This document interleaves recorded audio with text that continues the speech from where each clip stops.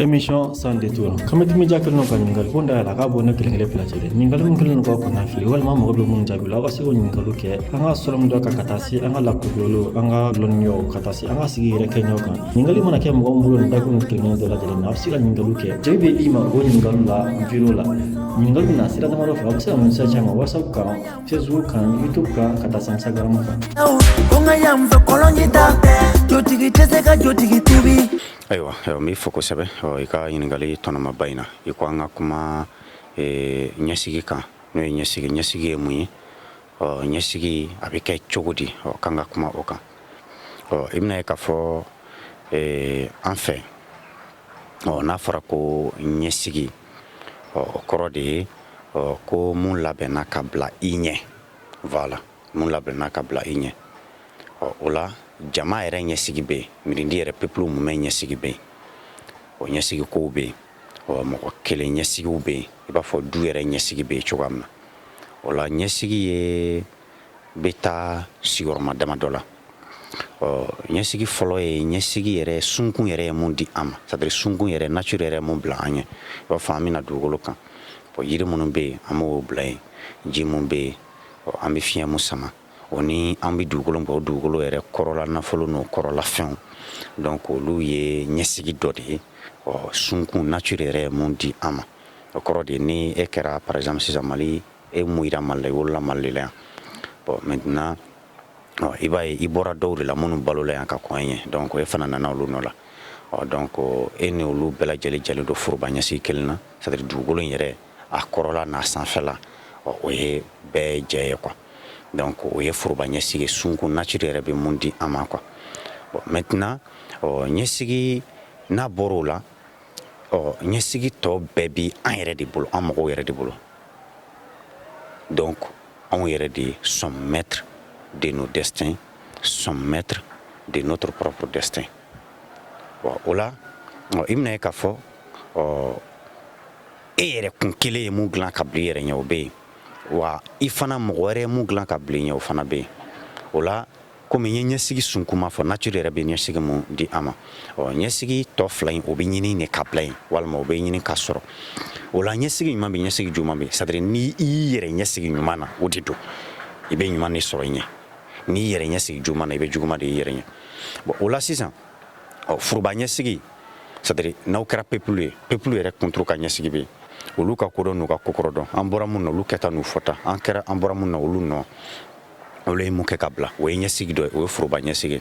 I b'a fɔ sisan an ka mɔgɔbaw ye jɔ sen saba k'o sinfunya k'o bila an ɲɛ n'a fɔ ma ko les trois piliers de la paix an b'a fɔ ko sinankuya tɔlɔɲɔgɔnya tɛnɛma ɲɔgɔnya olu ka kodɔn n'u ka kokɔrɔ dɔn kɔnɔ olu y'a ye k'a fɔ mɔgɔya ɲɛko n'a tiɲɛkow be yen o la mɔgɔya yɛrɛ fɔɲɔgɔnko ni a kɛlɛ a fitinɛ o bi lasa cogo di donc olu hakili ye fɛɛrɛ mun tigɛ o fɛɛrɛ dɔ de kɛra ka nin ko ninnu lada donc sinankuya ni tɔlɔɲɔgɔnya ni tɛnɛma ɲɔgɔnya o fana ye don dɔ kunba ye nka c'est pour dire que o ye mɔgɔkɔrɔba dɔw ka faamu u ka dɔnni tɔnɔ baara de ye ka bila anw ɲɛ donc o ye ɲɛsigi dɔ ye quoi bon o ni a ɲɔgɔn caman ɲuman fara juguman kan donc I bɔra minnu na e nana sɔrɔ olu ye mun kɛ ka bila a ɲuman fara juguman kan o fana ye ɲɛsigi dɔ ye mais o tɛ e yɛrɛ propre personne ka ɲɛsigi ye bilalen I yɛrɛ ɲɛ o ye I bɔra minnu na c'est à dire I b'a fɔ I y'o ɲɛsigi ta tiɲɛ ye quoi o ɲuman fara o juguman kan bon maintenant ɲɛsigi mun bi e yɛrɛ kun bolo fana o be yen o kɔrɔ de ye e yɛrɛ ka kɛta ɲuman ni juguman o fana o bi I be sɔrɔ I ɲɛ ye o de kama an b'a fɔ ko bɛɛ sen kan b'i kɔ ko bɛɛ sen kan b'i kɔ kuma in kɔrɔ ka dun dɛ o la sisan I b'a sɔrɔ ni n bɛna exemple concret dɔ di sisan bon sisan samiya sera bon anw fɛ yan sisan an ka sɛnɛ ye sɛnɛ saisonnier de c'est à dire k'a fɔ ko san kalo 12 an bɛ sɛnɛ la o man ca kosɛbɛ quoi bon maintenant mɔgɔ minnu bɛ jida la ani mɔgɔ minnu sera ka ji dugujukɔrɔji sama ka bɔ ka sɛnɛ kɛ n'o m'o fɔ mais mɔgɔ fanba bɛ samiya de jateminɛ samiya sanji mana bin ka sɛnɛ kɛ en fonction de ça binw minnu bɛ falen dugukolo bɛ ɲigin donc sumanw bɛ se ka falen quoi donc maintenant sɛnɛ fanba bɛ kɛ ten bon anw fɛ yan bon maintenant sisan imagine sisan e ka balo cogo wɛrɛ foyi t'e la I bɛ taa an ka village ninnu dɔw la yɔrɔ caman I bɛ taa sɔrɔ balo cogo wɛrɛ olu yɛrɛ bɛ sɛnɛ mun kɛ o suman kelen u b'o de dun san kɔnɔ o kɔrɔ de ne ma sɛnɛ kɛ soit i bɛ taa suman san soit kɔngɔ b'i faga bon maintenant sisan hali ni suman san wari b'i bolo ni mɔgɔ si ma sɛnɛ kɛ donc soit u bɛ taa suman san mɔgɔ wɛrɛw bolo soit kɔngɔ b'aw faga donc supposons que diɲɛ bɛɛ k'i ban sɛnɛ ma o la hali ni wari b'i bolo o tɛ mɔgɔ ɲɛ tuguni donc o la sisan samiya selen e ma sɛnɛ kɛ e y'o kɛ ko wɛrɛ la samiya bannen kɔni kɔngɔ mana na o e mana i yɛrɛ dabali laban ko mun ye kɔngɔ se ma yɔrɔ ye kabako dan ye c'est comme si e de ye o ɲɛsigi juguman bila i yɛrɛ ɲɛ ye voilà c'est comme si e de ye kɔngɔ dilan ka bila i yɛrɛ ɲɛ quoi a bi i bɛ kɔn a la ye i b'a sɔrɔ i ɲɛ quoi voilà maintenant ni mɔgɔ min fana ye sɛnɛ kɛ sisan suman ɲana samiya jara maintenant sisan o bɛ a ka san tɔ kɛ lafiya en tout cas ko wɛrɛ kɔni bɛ se ka na mɛ suman ko kɔngɔ kɔni tɛ donc ale fana ye o fɛɛrɛ mun kɛ dɛ ale ka o lafiya dɛ ale fana y'o sɔrɔ a ɲɛ parce que ale y'o labɛn k'o bila ale y'o ɲɛsigi bon munna ɲɛsigi in i ka ɲininkali in tɔnɔ ka bon an bɛ don min na i ko bi surtout Mali yɛrɛ bɛ contexte mun na bi bi in na parce que an y'an yɛrɛ dege fɛn dɔ la c'est à dire anw b'a miiri de k'a fɔ k'an comporter comme si anw yɛrɛ de ye diɲɛ dan quoi c'est comme si anw ta de ye sunkun ye sunkun ka ɲi k'anw labato de quoi c'est comme si la nature est censée nous obéir parce que anw tɛ ka mun kɛ an bɛ fɛ k'o tɔnɔ sɔrɔ bi bi in na par exemple Mali bɛ gɛlɛya mun kɔnɔ an bɛ contexte dɔ la sisan papalikɛla ninnu terroriste ninnu djihadiste ninnu u kɛlen don ka blocus kɛ dugu caman kan u kɛlen don ka carburant tigɛ ou du moins ka carburant donni gɛlɛya par exemple capitale yɛrɛ kɔnɔ ka Bamakɔ bi bi in na bon i b'a ye sisan nin n'a ɲɔgɔnna ko miiridi hakilima bɛɛ miiridi sɛbɛ bɛɛ mɔgɔ kisɛ mɔgɔ sɛbɛ bɛɛ bolo mɔgɔ min kɔni b'i se k'i to bila ka sini miiri k'i to sini na ka sinikɛnɛ miiri k'i to bila ka san wɛrɛ miiri mɔgɔ o mɔgɔ ko e ma fɔ mɔgɔya kɔ ko hakili bɛ ka a ko ɲa o bɛɛ lajɛlen bɛ ko nataw de ɲɛsigi ni gɛlɛya bɛ se k'an sɔrɔ n bɛ nin fɛɛrɛ tigɛ a kana kɛ ni nɔgɔya kɛɲɛ ka na n bɛ nin fɛɛrɛ tigɛ k'a jidi walima k'a sinsin mais anw bɛ balo jeni ka ɲimi de kan c'est à dire a bita mana ɲɛnabɔ baara banna maintenant bɛɛ ko ko e bɛ nasɔngɔ ɲini bɛɛ ko k'e bɛ dahirimɛ de ɲini bɛɛ ko ko e ta ka ɲɛna bi ta ka ɲɛnabɔ quoi c'est à dire denw ta n'a y'olu ja cogo min na olu k'o kɛ ten mɔdenw ta n'a y'olu ja cogo min olu k'o kɛ ten jamana ta n'a ye a kɛra cogoya min na o y'a bannen bon maintenant sisan e yɛrɛ bɛ jamana min kɔnɔ c'est à dire e k'a miiri k'a fɔ o bɛ ci c'est à dire fɛn tɛ e sɔrɔ maintenant n'a ɲagamina ɲagami cogo ka ca o voilà a dɔw bɛ yen e yɛrɛ b'a miiri ko a bɛ diya e la e y'a dɔw su fɔlɔ ye donc anw ye an yɛrɛ ɲɛsigi ni mun ye de o dɔ de ye nin ye tan o dɔ degun de ye nin ye tan parce que an ye mɔgɔya kɛ i b'a fɔ kulonkɛni foyi t'i labɛn an kɔni bɛ balo ten dɔrɔn ka wuli ka tɛmɛ n'an ka sira ye c'est à dire tant que e kɔnɔbara kɔni falen don e yɛrɛ ka jate la i bɛ k'i sago kɛ diɲɛ banna bon maintenant mɔgɔ wɛrɛ fana b'a ka fɛɛrɛ tigɛ k'a fɛ ale b'a dɔn i mago t'i yɛrɛ la o donc ale b'a ka fɛɛrɛ tigɛ a tɛ se k'i jɛ o donc nin dɛ anw ye nin juguman in de ɲɛsigi an ye nin juguman in de bila an yɛrɛ ɲɛ nin ɲɛsigi juguman in ye an yɛrɛ kɛwale dɔ de ye an ye san caman yɛrɛ labila mun kɛ an ye san caman mago tɛ ko la mun kɛ an ye san caman komabila mun kɛ an ye san caman jafobagatɔya mun kɛ o dɔ kɔlɔlɔ de ye nin ye tan voilà c'est à dire diɲɛ tɛ k'a fɔ ko mɔgɔ dɔ de bɛ taa a kɛ ka na d'e sigilen nana masumalen ma i b'a fɔ e ta ye mɔgɔ tɔw ye quoi c'est pas comme ça donc bɛɛ de b'a kɛ ka bila i yɛrɛ ɲɛ a ɲuman n'a juguman bɛɛ de bɛ sini labɛn a labɛn cogo ka ca bɛɛ n'i ka fɛɛrɛ de don bon an bɛ bi diɲɛ kɔnɔ diɲɛ mun bilalen don ɲɔgɔn ma ka sɔgɔ ɲɔgɔn na donc du coup bɛɛ bɛ bɛɛ kalama o cogoya kelen fana la mɔgɔw bɛ ka balo ɲɔgɔn na de o cogoya kelen na fangatigi fangama de sago bɛ kɛ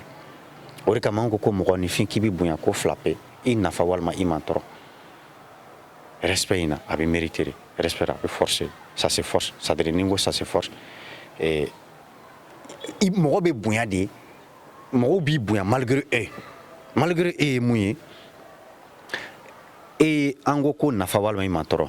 mɔgɔw b'a dɔn par exemple sisan ni ne banala mɔgɔ wɛrɛ tɛ se ka ne furakɛ karisa kɔ walima karisa de bɛ nin fɛn in dilan walima karisa de bɛ se nin na o nafa bɛ ne kan ni karisa tɛ ɲɛ tɛ kɛ cogo wɛrɛ la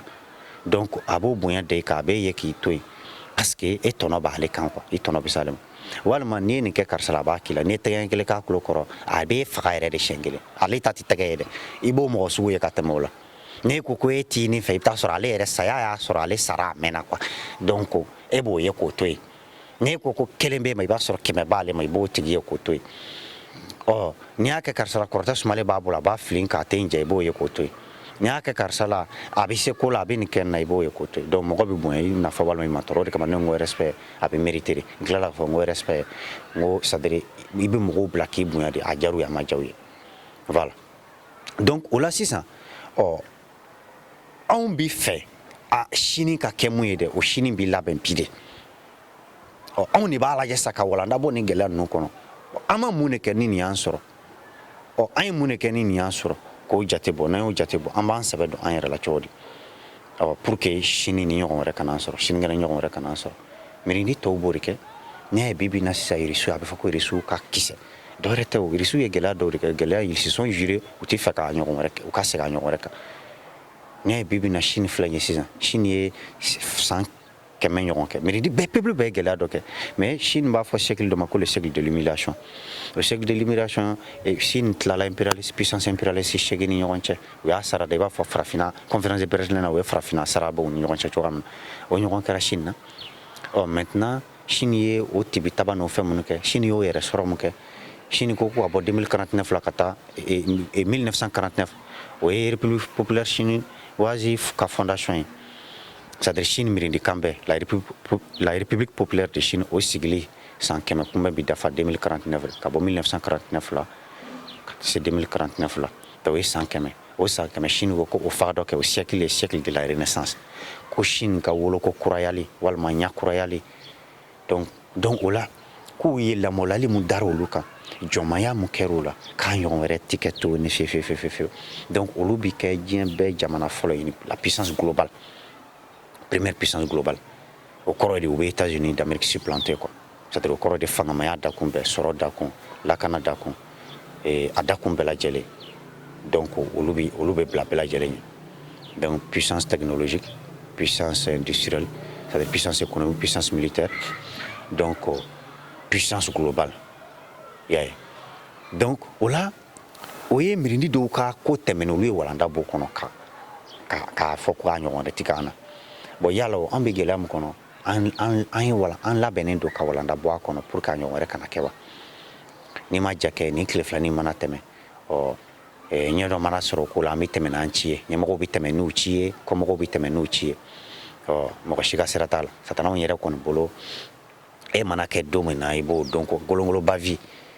i mana ja wo dɔ sɔrɔ e kɔni c'est à dire e bɛ sa o da la yen c'est pas sérieux donc o de don donc o la n'a fɔra ko destin an bolo an ka golofi sɔlɔmɛ dɔ y'a faamu kɔnɔ an ka spiritualité africaine faamu kɔnɔ destin a bɛ fɔ de ma bamanankan na ko ɲɛsigi donc n y'a fɔ cogo min na ɲɛsigi ye mun kɛra ka bila i ɲɛ walima i ye mun kɛ ka bila i yɛrɛ ɲɛ n y'a fɔ cogo min na ɲɛsigi fɔlɔ ye sunkun yɛrɛ ka dima ye ɲɛsigi filanan i bɔra minnu na olu ka kɛ ka bila ye o ɲuman n'o juguman ɲɛsigi sabanan ye e yɛrɛ kun ye mun kɛ i kɛwale kɛta ni fɔta o b'i ɲɛ donc i mana gɛlɛya labɛn i b'o sɔrɔ i ɲɛ i mana nɔgɔya labɛn i b'o sɔrɔ i ɲɛ ni i kɛlen ye mɔgɔ fɛ mɔgɔ ye i y'o i yɛrɛ ɲɛsigi o de la n'i kɛlen ye jɔn i yɛrɛ ɲɛsigi o de la n'i kɛlen ye jugu sago ye o de do fana quoi i ka o ɲininkali jaabi siɲɛ wɛrɛ wala ko n bɛ bɛɛ fo.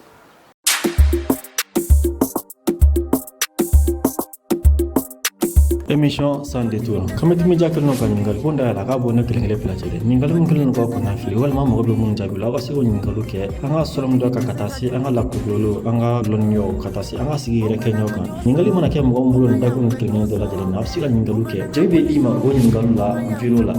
ningal na sira da maro fa wasa mun sa chama whatsapp ka facebook kan youtube ka katasa instagram ka unga yam so kolonjita jotigi teseka jotigi tubi